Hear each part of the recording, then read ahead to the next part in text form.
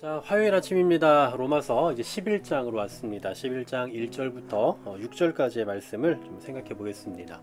지난주까지 앞에서 생각해 봤던 내용은 믿음은 들음에서 난다 였다잖아요. 그런데 대부분의 유대인들이 듣지 않았습니다. 그러니까 그것은 전하는 자가 없거나 들리지 않은 것이 아니라 그들이 믿지 않은 거죠. 하나님께서는 당신의 팔을 계속 벌리고 계셨습니다. 얼마만큼요? 종일토록.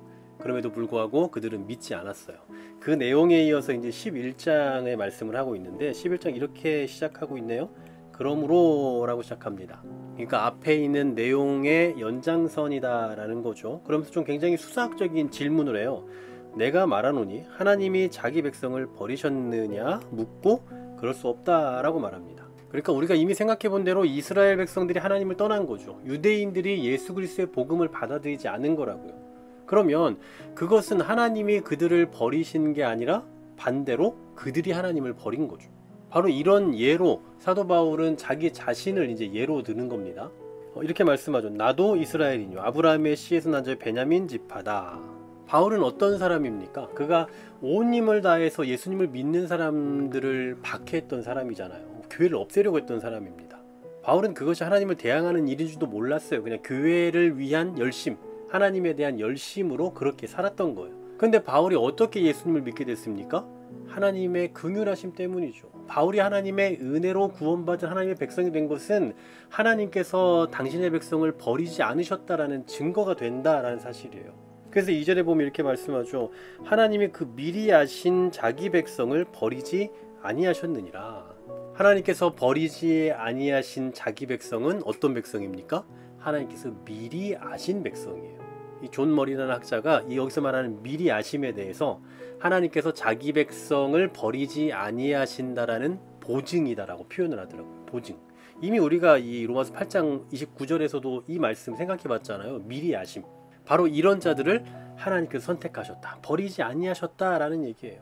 그러면서 바울은 이제 성경적인 증거를 또 말합니다. 계속해서 우리 지난주에도 그랬지만 바울이 구약 성경을 계속 인용을 했잖아요. 오늘은 열왕기상의 말씀을 또 인용을 하는데 너희가 성경이 엘리야를 가리켜 말한 것을 알지 못하느냐 그가 이스라엘을 하나님께 고발하되 라고 쭉 말씀을 하고 있습니다. 엘리야가 바알의 선지자 450명을 잡아 죽인 이후에 이세벨이 이제 엘리야를 죽이라고 명령하잖아요. 그러니까 도망을 쳤어요. 그래서 하나님의 산 호렙에 들어가서 한 동굴에 들어가는데 거기에서 엘리야가 막 하나님을 향해서 호소를 하죠. 하나님 이제 나만 남았습니다. 이제 저들이 내 백성을 찾아서 이제 빼앗으려고 합니다. 이제 저 죽으면 끝입니다. 막 이런 식의 한탄을 해요. 그때 하나님께서 뭐라고 말씀하십니까? 그 말씀이 이제 4절에서 언급하고 있죠. 그에게 하신 대답이 무엇이냐? 내가 나를 위하여 바알에게 무릎 꿇지 아니한 사람 7,000명을 남겨두었다 하셨다라고 말씀하죠. 엘리야가 그들을 보지 못하고 있을 뿐입니다. 하나님께서 보존하신 자들이 7,000명이나 있어요. 이것은 하나님께서 자신이 선택한 백성을 버리지 않으셨다라는 증거입니다. 바로 이처럼 사도 바울 당시에도 이런 남은 사람, 즉 하나님께서 미리 아신 사람, 하나님께서 선택한 사람이 있다라고 말씀하고 있는 거예요. 바울도 바로 그 중에 한 사람인 거고요. 그래서 5절에서도 이렇게 말씀하죠. 그런즉 이와 같이 지금도 은혜로 택하심을 따라 남은 자가 있다. 여기서 말하는 지금도는 바로 지금 바울이 살고 있는 그 시대를 말합니다. 그때에도, 즉 바울 때에도 이러한 남은 자가 있다라는 거예요. 그리고 그들은 은혜로 택하심을 따르는 사람들이다 라는 겁니다. 그러면서 6절에서 이 모든 일을 딱 이 단어로 압축해서 말해요. 만일 은혜로 된 것이면 행위로 말미암지 않으니 그렇지 않으면 은혜가 은혜되지 못한다. 자, 무엇으로 정리를 하고 있습니까? 은혜라는 단어로 정리를 하고 있는 겁니다. 바울을 비롯해서 이 남은 자에 속하게 되는 것은 모두가 은혜로 된 거예요. 행위로 말미암지 않습니다. 하나님께서 우리의 공로를 요구하시지 않는다라는 거예요. 행위로 하나님의 백성이 되는 거면 은혜가 은혜되지 못해요. 그러면 오직 은혜라고 말할 수가 없는 거죠. 여러분 기억하십시오. 우리의 구원에 있어서 모든 주도권은 누구에게 있습니까? 하나님에게 있어요. 하나님의 은혜로 예수님을 믿고 구원받은 백성이 된 겁니다. 그러므로 우리의 삶은 이 은혜를 나타내는 삶이지 우리의 공로를 쌓고 우리의 업적을 쌓는 삶이 아니에요. 공든탑을 쌓고 구원을 이루는 것이 아니라고요. 어떤 산에 가면 사람들이 이렇게 막 탑을 쌓아 놓잖아요. 그런 방식으로 구원이 이루어지는 거 아니라고요. 하나님의 선택함을 받은 사람이 하나님의 구원을 받게 되는 것입니다. 모든 게 은혜입니다.